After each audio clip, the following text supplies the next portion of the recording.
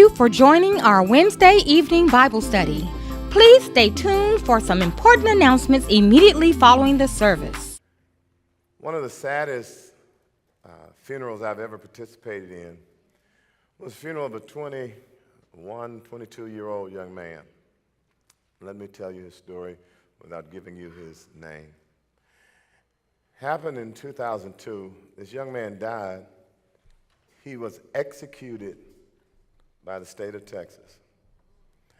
At 17 years old, 8 months, and 12 days, he went along with two of his cousins, and he had decided he was going to rob a family for their Mercedes. He and his two cousins went. He did not come from the wrong side of the track. He came from sort of an upper middle class family. His mother and father both had prominent jobs. He was the president of the student council.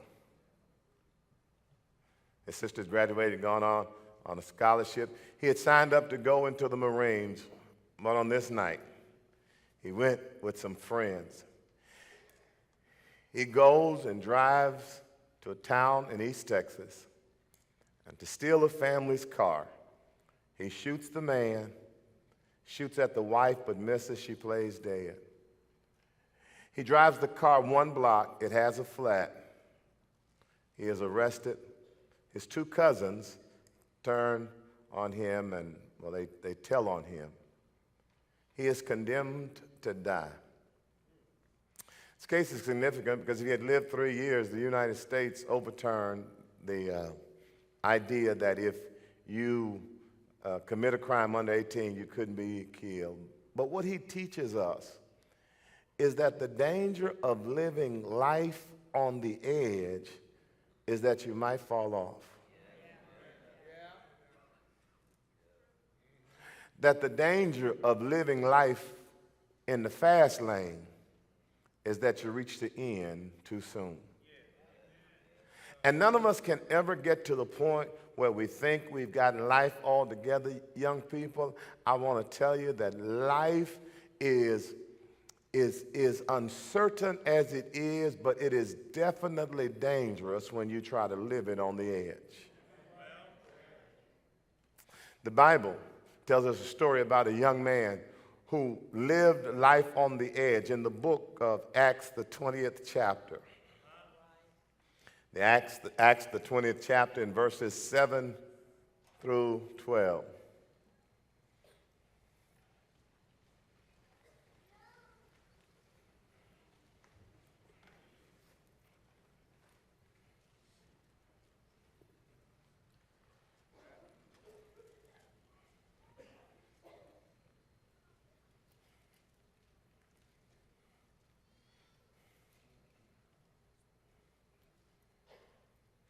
On the first day of the week, we assembled to break bread. Paul spoke to them, and since he was about to depart the next day, he kept on talking until midnight. There were many lights in the room upstairs where we were assembled, and a young man named Eutychus was sitting on a windowsill and sank into a deep sleep as Paul kept on talking. When he was overcome by sleep, he fell down from the 3rd story and was picked up dead. But Paul went down and bent over him, embraced him, and said, "Don't be alarmed, because he's alive." After going upstairs, breaking the bread and eating, Paul talked a long time until dawn. Then he left. They brought the boy home alive and were greatly comforted. The grass withers, the flowers fade, but the word of our God shall stand forever. I want to talk about the danger of living on the edge. The danger of living on the edge. It's an interesting story here in Acts 20. It's the story of a young man named Eutychus. I have to say that because I was talking to Reverend Oza Jones, and he kept saying, Luda. I said, no, not ludicrous. No, I'm just playing. He didn't say that. Eutychus It's an interesting story because Eutychus' name in the Greek is really a combination. Eu, which means good, E-U, and Tyche in the Greek, which means chance, fortune, luck. His name means good luck or good fortune or good chance. Here is the story. Paul is getting ready to ship out tomorrow. Christians, this is new to them. They don't know. And so he's teaching. Eutychus comes. They're in this place. They're in a building that has, we know, at least 2 stories. They are burning lights. They didn't have electricity. These lamps are burning, and they are not only using up oxygen, but they're giving up heat. Eutychus is on the 3rd floor. He goes and sits by a window when Paul is talking, and Eutychus falls out of the window, and he dies. I started to be real mean and just preach this sermon, don't go to sleep in church or you might wake up dead, but I didn't want to scare anybody this morning. But here is the story, and all of us can identify. It's past midnight. It's hot. Oxygen is being talked about. Paul was not a particularly exciting preacher. That's why when they talk about Apollos being a more polished preacher, Paul is preaching. He is going on and on. And I'd be willing to bet Paul had some of that Black Baptist preaching in there. And Paul probably said, now I'm going to say this and I'm going to close. I'm going to say this and I'm going to sit down. This is my last point. I'm going to say this and then I'm going to be through. And you and I both know that when it comes to African American worship, I'm closing now means absolutely nothing. It means, okay, musicians, let's start the chord. But I'm closing now. Means I got at least 10 more minutes of shouting left in me, right? So Paul is like, I'm closing now. Eutychus goes to sleep in the window, and then he falls out and dies. Listen, I can understand Eutychus being tired and sleepy. I can understand Paul being long. You've been in those services where it doesn't matter how good the preacher is preaching. You were running the night before, or maybe it was an evening program. God forbid, in a Baptist church, it was a night service, and you had eaten, and you know you didn't eat salad that day. You kind of had a stroke on a plate, and you came back to church, and you were just tired. I understand Eutychus getting sleepy. I understand him going to sleep in church. But the first question this text raises is, if I'm going to go to sleep, it doesn't make sense to sleep in a window. First thing this text does is it raises a question about risky situations. There are certain places you ought not sit because they lend themselves to you getting in trouble. Somebody should have shouted right there again. Because there are just certain places you ought not hang out. There are certain places you ought not be, because if you are there, you will get yourself in trouble. There are certain places, certain situations you ought not allow yourself to be caught in, because if you're caught in them, they just kind of help you. There are just certain places where when you are there, trouble is easier to get into. I can't get an amen. I'll get out somewhere around here. Eutychus is here, and if you're going to go to sleep, you ought not hang in the window. And I'm wondering, why was Eutychus in the window? Could it have been that Eutychus was more concerned with what was going on the outside than he was with what was going on the inside? I don't know. Maybe Eutychus was more concerned with the world than he was with the word. Maybe Eutychus was more concerned with the external than he was with the eternal. And I wouldn't bring that issue up were it not for the fact that we train our children that what goes on out there is far more important than what goes on in here. All right, you're going to give me that look. I'll tell you. Your child says we need to go to the football game. You give them a $20 bill and say, now, if there's any change left, you bring it back. Mama, I'm going to youth meeting. Here's $1. Put this in church. Oh, you ain't felt me yet. You ain't felt me yet. Okay, now y'all set your clothes out for tomorrow. You know you got to be there. You got 5 children. You're going to get them in 4 different schools. You're going to wake them up at 6. They're going to have themselves together. You're going to have them in school, and then you're going to be on your job on time. During the week, you'll take them to a basketball game or football game. You'll take them to soccer practice. You'll take them to gymnastics or to wrestling. You'll take them to martial arts. But on Saturday, you say, do you feel like going to church? You ain't felt me yet. You ain't felt me yet. I don't need everybody, but I need somebody here to help me understand, to help me in this place to say that what goes on in here is far more important than what goes on everywhere else. When education ceases, when football games are over, heaven and earth may pass away, but the word of God will stand forever. And I need to tell you, it's time that we learn how to put emphasis on the major things and not the minor things. God, deliver me from folk who will spend $200 on a pair of tennis shoes for a child to outgrow in 6 months and complain about the high cost of books. Lord, deliver me from folk who will spend $250 to put braids on a child's head and won't spend $30 on a book to put some in a child's head. Deliver me from folk who make major emphasis on minor stuff.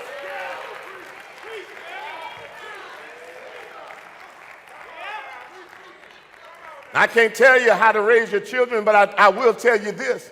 You go ahead and have them spend their whole lives thinking that this is optional. But if they think church is optional, they'll start to think that Jesus is optional. And I need to tell you that you may build cathedrals, grand or small. You may build skyscrapers, large or tall. You may conquer the failures of your past, but only what you do for Christ will last. Well, young people, there are certain places that you ought not sit because they tend to get us in trouble. And you know, the interesting thing about the devil is that the devil never really shows you the complete cost. He just shows you the product. I mean, he doesn't show you how all he shows is he shows you how swole and how cut he is. He shows you young people how fine he is in them jeans he got on. And all he'll show you is how fun it's going to be to ride home with him. He doesn't show you standing in a line trying to get with and him saying, that ain't my baby, everybody was with her. No, he shows you how cool it is to be riding with your boys, and you know they ain't up to no good. He shows you that. He shows you that everybody going to think you hard because you with them your boys. He shows you that, but he doesn't show you standing before a judge. And the judge telling you that the next 30 years of your life, somebody else is going to tell you when to eat, when to sleep, when to use the bathroom, when to get up, when you can go play. I wish I had somebody. He doesn't show you that, and that's why there are certain places you ought not let yourself get caught, because when you get caught in them, it's hard to get out of. Certain places, and when it comes to sin, I keep telling you, you can't handle the devil. I know you're the smartest person in your class. I know you're so sharp. I know you know more than your parents do. You keep trying to tell them that. But let me just tell you, y'all, you would be surprised how much sense your parents are going to get. Because when I was a boy, I had all the sense like you, but my parents are a whole lot smarter now that I done got to see stuff from their point of view. Because what I didn't understand is that I had never been 40 and 50 like my parents. They had been 16, 17, and 18 like I had. And all the tricks that I thought I could pull, their names were in the index because they helped invent some of those tricks. I didn't understand. And when it comes to the devil, listen, you are just an amateur. He's going to get you every time. I don't need everybody, but I need some folk in here to help me understand that we sat in some places where we shouldn't have sat. And if we hadn't been some places, there were just certain places where they told you not to go. They tell you when you got ready to go, no, you can't go to no party over there because bullets don't have names and addresses on them. You're going to get in trouble. Listen, that was just, I'm finna age myself. Any of y'all remember when we used to have them gas meters outside? When they used to have those natural gas meters and your mama would tell you, don't play on that, they might explode and kill you. They were just saying there's certain places you ought not sit. Certain people my parents didn't let me ride with, they didn't let me hang with. And then they would tell you when you got to church, they say, now you ain't ready for the devil, don't let him ride. No, because if you let him ride, then he'll want to drive. Don't let him ride. Don't let him flag you down, because if he flags you down, he will turn you around. Don't let him flag you down. Be careful where you sit. This text just doesn't say a word about risky situations. It raises a question about responsible supervision. Listen. I've been a child. I have childs. I have a grandchild. I know a child's job is to get away with everything they can. A grown-up's job is to stop them. So my question is, I'm not surprised Eutychus sat in the window. But I am surprised that nobody told him to get down. You act like you don't believe me. When you read Acts 20, when you read what happens with Eutychus, the text says to us that Eutychus he's sitting in the window. It says he sank into a deep sleep. When he was overcome by sleep, he fell down. It wasn't that he sat in the window and fell out. No, he sat in the window. He got sleepy, he got sleepier, he fell, and then he was dead. Now, somewhere between sleeping and falling, somebody should have said something. Now, the first question is, where were his parents? Now, listen, where were his mama and daddy now? Shouldn't one of them have said, no, you can't sit up there? You don't think that Eutychus' parents were so busy with other stuff that they saw the church as a daycare to run and drop Eutychus off and say, you make him be better. You make him do that, but we ain't going to try to make him do it home. You don't think that Eutychus' parents came to church and they shouted so up in the front that they didn't know what Eutychus was doing in the back. You don't think that Eutychus' family came to church and say, listen, I bring him to church. I'm not going to get involved with you, church. That ain't my time. It's my time to get busy. It's my time to get busy with the Lord. I'm spending my time with the Lord. I ain't got time to be back there with him. You don't think that maybe they saw us. Listen, my mother is 85. I am past 50, and my mama still ain't my friend. My father died at 96. And I was not his friend, I was his son. It was never major to him that I liked him. He wanted me to respect him so that he could be the best. Somebody in his mama, his daddy should have said, come sit up here by me.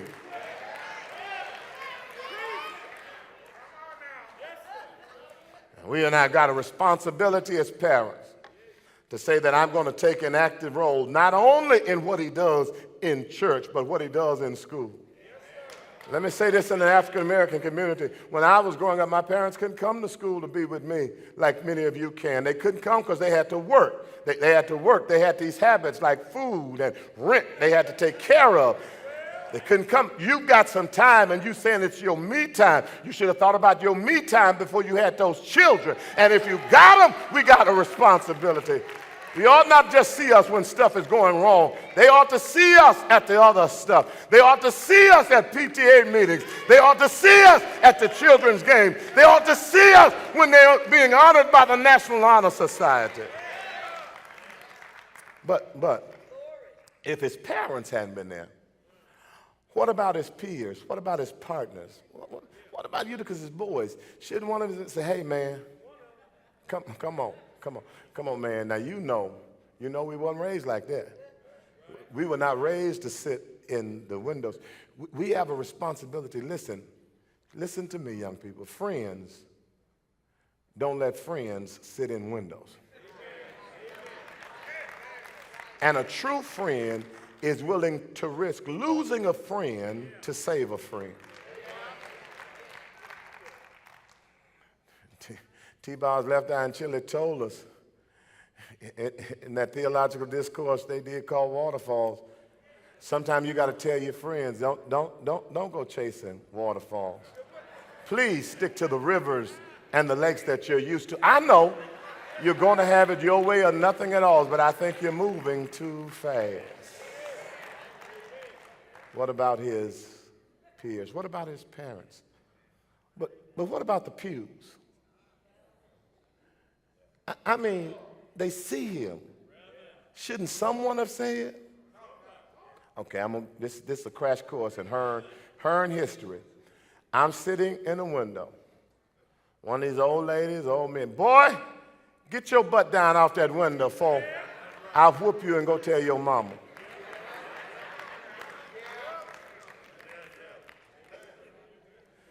Listen. This just family talk. I hear people talking about, and they're criticizing young people. Listen, if you've got the right to criticize, you've got the responsibility to correct. Don't talk to me about a child you won't talk to.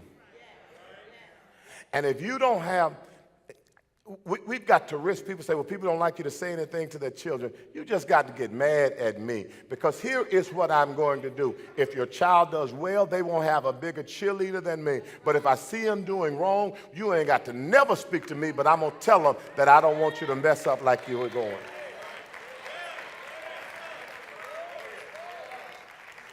I owe every child in this congregation to help them to become everything that they can. I owe every child in this congregation some unconditional love, but I also owe them that I'm not afraid to touch you and to call you into account when I see you being less than what God created you to be. We need some people in the pews to say to some children, you're in a risky place. We need some people who aren't afraid of what you used to be, scared your past is going to come out, to say, baby, I've been sitting where you are. It's not a good place. I was listening to Stacey Abrams give the response to the Miss State of the Union address given by a few weeks late, he gave it. But anyway, and Stacey Abrams tells this story that just moved me to no end. She said that her father used to walk sometimes 4 miles to get home from work, and on one time he was walking home, it was cold, and her mother had gone to get her. She said when they picked her father up, he didn't have a coat. So when they picked him up and he didn't have a coat, his wife asked him, where is your coat? And he said, I gave it to a homeless man. I said, why would you give away your coat in the cold? He said, I knew when I left him, he was going to still be alone. But I knew you were coming to get me. And every child at Westside ought to know that about us. That if you fall, we're coming to get you. If you mess up, we're coming to get you. You make a mistake, we won't stop loving you. If it's cold right now, hang on. Westside got some folk. I wish I had some folk up in here in Westside to say, I'm going to get them. I refuse to let the enemy keep a child. I'm going to get them. If I got to go by the jail cell, I'll go get you. If I got to go by out there on the cuts, I'll go get you. If you're on the street, I'll come get you. Well, let me close. This text says a word about risky situations. It says a word about responsible supervision. But it says a word about the role of the saints. I'm getting off this wagon when I tell you this. What happens, y'all, when Eutychus falls? Eutychus falls. This already warm, late night, there is a tension that is palpable. A silence falls over the building. What do we do? Let me suggest the first thing you got to do is recognize that there's a problem. It is said that on the Titanic, the band kept on playing to make folk forget we hit an iceberg. But in some of our communities, y'all, we got some problems. And we can't keep on playing, because we can keep the children from preschool to 12, and then we don't see them anymore. We got a problem. And anytime you don't recognize there's a problem, you won't try to fix it. We got to recognize the problem, but when you recognize the problem, what do? You got to rearrange the program. Don't miss this picture. Paul is preaching, and people are looking forward and upward, but Eutychus has fallen downward and backwards. And Paul said we can't keep on doing what we've been doing. If Paul had kept preaching, Eutychus would have stayed on the ground dead. Paul says you can't keep doing what you've been doing and expect to get new stuff. That if you always do what you've always done, you'll always have what you already got. Preach, Delvin. I am, yeah. And so if we're going to get new stuff, if we're going to get some new things, you got to try some new stuff. I hear people all the time telling me, well, it don't take all that in church. You know, when I was growing up, we didn't have dancing in the church. Yeah, but when you were growing up, when I was growing up, I didn't have third graders taking guns to school. When I was growing up, I was not only challenged to have sex in the 4th, 5th, and 6th grade, but to decide what my sexual orientation was going to be. When I was growing up, I didn't have 5th graders dealing drugs, so I can't do what I used to do. Y'all ain't going to help me preach this morning. You got to rearrange the program. We got to make priority. And I tell you, you know how folk know that they are priority? Because you put money in it. If you put money in everything else and don't put it in a particular ministry, it says that they're not important to you. You got to change so that you rearrange your program. I like what Paul does. I'm trying not to holler, but I think I will. What Paul does is he recognizes the problem, he rearranges the program, and the text says that Paul goes and lays himself on the boy, and the boy comes back. That when we recognize the problem and rearrange the program, we need some resurrection power. Listen, the world can write off children who fall, but we can't do that. People keep telling me anything dead ought to be buried. Well, that's okay for the world to say. We're not in the burying thing. We're in the resurrection thing. Because we believe you can die and still, somebody ought to help me right through there. So that we've got to be about the business of touching lives. And can I tell you, you can't resurrect a child that you won't touch. You've got to be willing to get personally involved. Paul goes and breathes on him, and we need some people here at Westside that when our Eutychuses have fallen, to say to them, baby, you ain't the first person to mess up. You ain't the last person. You can keep on going. We need some Eutychuses to have some testimonies that can say, you looking at somebody who was pregnant at 16. They wrote me off. But last week when I sat at my desk and saw my master's degree, I said, he's the God who resurrects. I need some Eutychuses in here. Some folk who can say that at 17 they said I wouldn't be anything. But God had his hand on me. Is there anybody here who knows that God will pick you up? He'll turn you around. He'll resurrect you.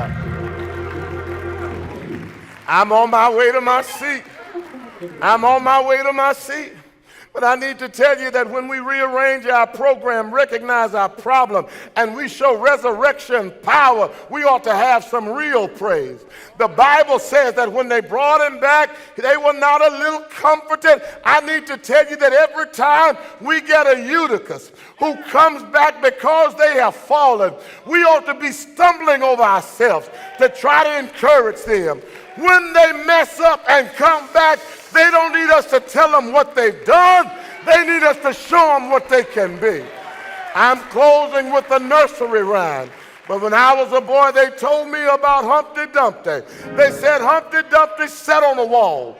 Humpty Dumpty had a great fall. All the king's horses and all the king's men couldn't put Humpty back together again. But let me tell you the problem with Humpty. It wasn't that he sat on a wall. It wasn't that he had a great fall. Humpty had the wrong king. I sat on the wall. I had a great fall. But King Jesus, he picked me up. Is there anybody here who can say he'll pick you up? Ain't he all right? Ain't he all right? Won't he pick you up? Won't he give you another chance? Yes, yes, yes.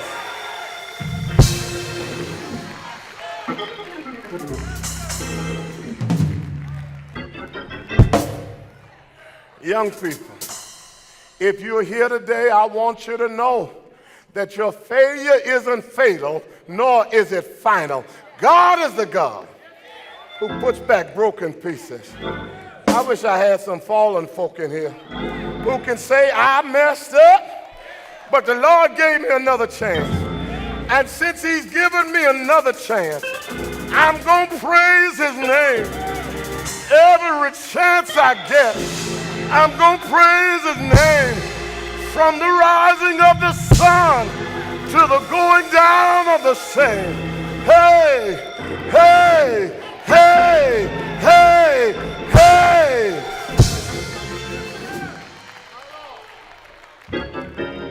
I'm going to praise his name.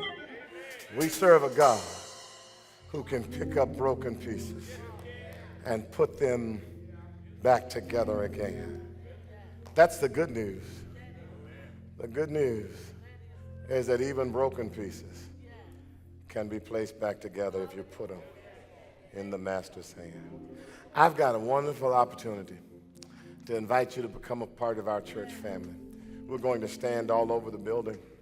If you're here today and you need a word of special prayer, maybe I'm talking to some Eutychus who the world has written off.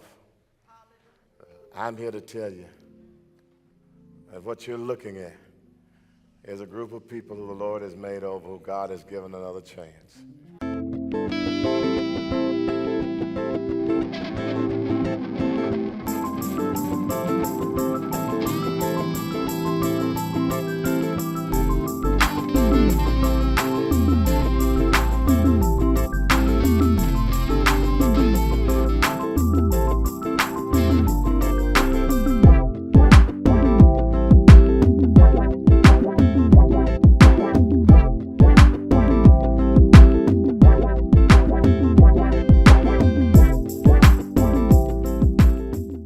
Westside, here are our announcements for the week.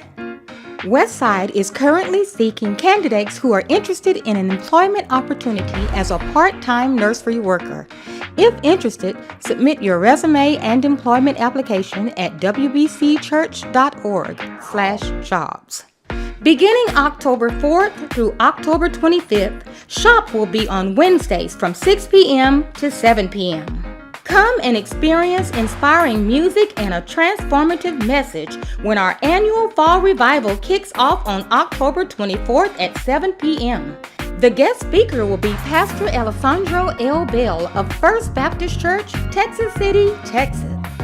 And on October 25th, also at 7 p.m., the guest speaker will be Reverend Dr. A.W. Anthony Mays, pastor of Mount Sinai Baptist Church in Austin, Texas.